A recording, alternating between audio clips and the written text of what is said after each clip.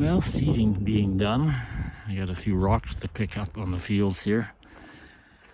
Thought I'd show a little bit of the 970 and the Degelman rock picker.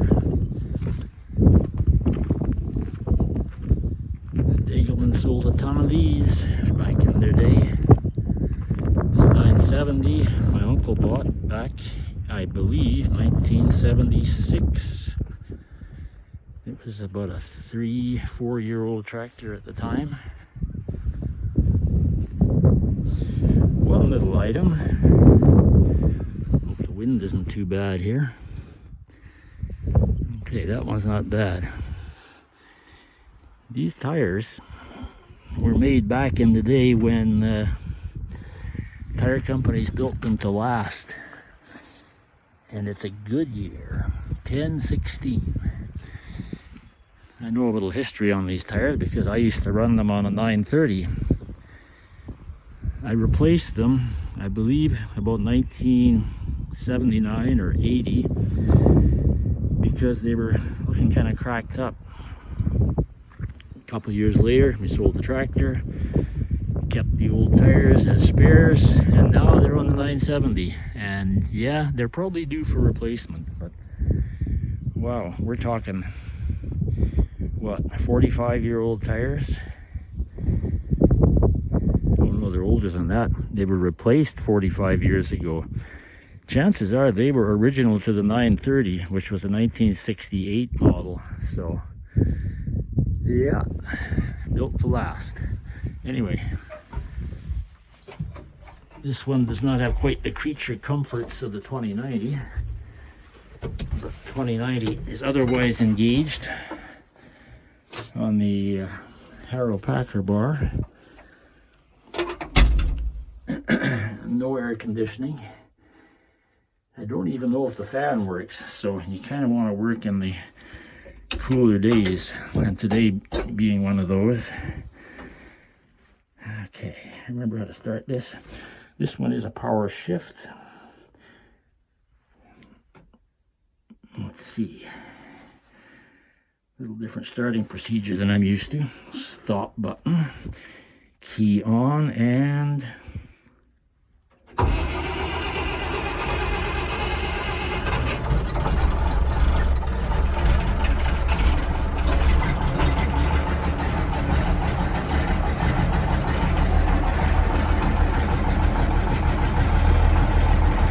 tachometer does not work. Well, it's moving, but power meter?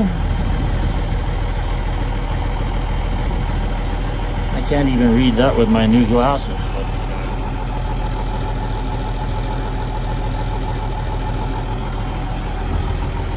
okay, let's roll. I'll just show you a little detail on how this rock picker works. It's basically a ground drive off this tire. Primary chain running off the wheel, driving this longer secondary chain that runs the reel. Got your throw out clutch here for transporting on the road. Flip it one way or the other to disengage. And there's one heavy duty chain. And one got thrown over the top.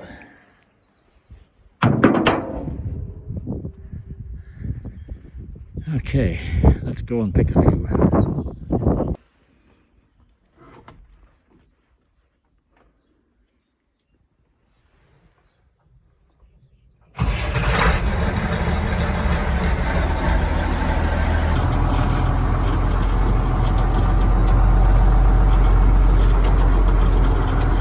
Not sure I'll be able to work this picking at the same time.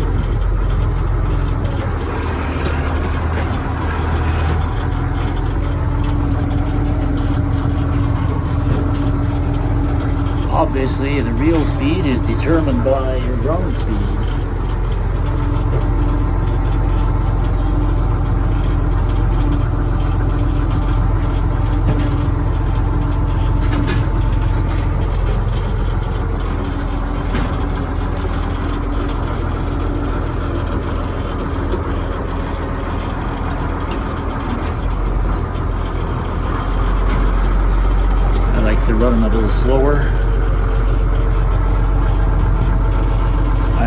that if you run these too fast, the reel can actually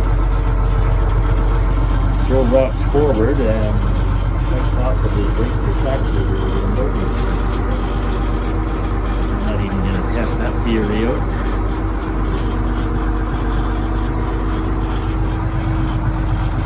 That's the crown picker of mine over there. I haven't used both. I've got to say the Degelman is a better picker. Stronger built. That crown has got a really weak grate. I've had rocks jammed in there, or you hit big rocks that are buried in the ground and it's bent those little fingers in the grate. I've never seen one of these bend, although I've heard people say that it is possible.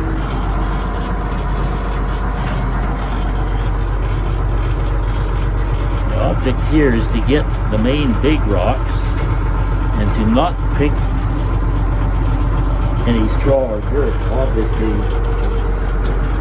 there's going to be a little bit gets in there.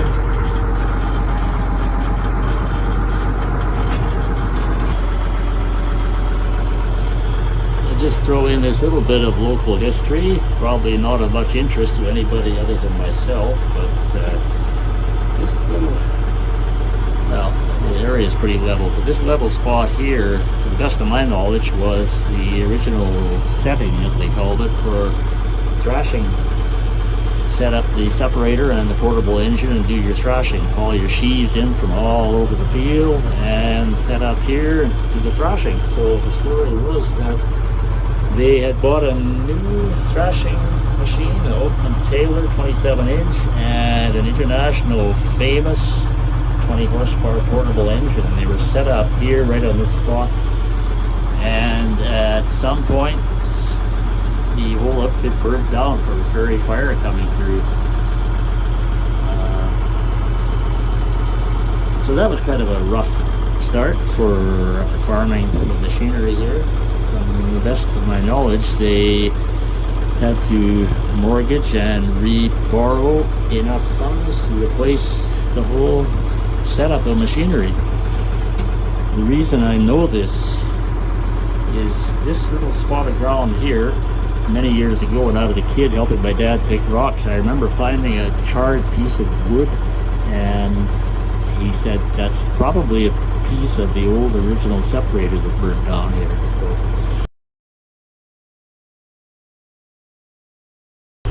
maybe one day I'll do a video on that. I do have pictures, obviously no video of the original thrashing outfit and the people that were involved. It was called the Thrashing Syndicate. The three brothers on my grandfather Never's side and three brothers on my grandfather Goff's side all got together and purchased the machinery, which certainly helped spread the cost out. They did a little custom thrashing at the time to help pay the bills. And yeah, that went on for a good 10 years or more before they went their separate ways. So anyway, enough rambling on here. I got work to do.